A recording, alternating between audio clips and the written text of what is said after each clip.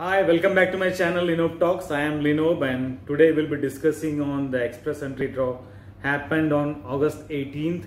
So basically this draw is for the people who have got nominated through the PNP program, which is Provincial Nomination Program.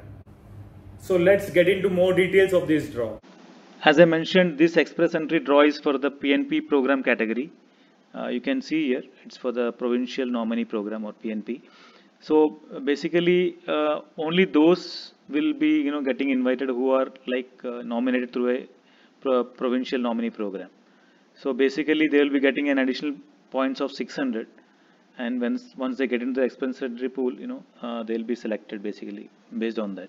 So the lowest rank candidate invited for this particular program is 751. You can see 751 is the CRS score, the lowest CRS score, and you can see the number of invitations issued are 463. So 463 people have been invited for this particular draw. So as I mentioned, this draw happened on August 18th, and yeah, that's it about the draw. So we'll also discuss about the CRS score distribution of candidates in the express entry pool as of August 16th, 2021. So my intention of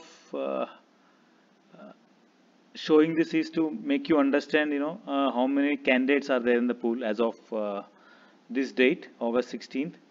So let's have a quick look. You can see certain ranges, CRS ranges. If you see 461 to 470, around 10,368 candidates are there in the pool. If you see 471 to 480, it's around 11,124.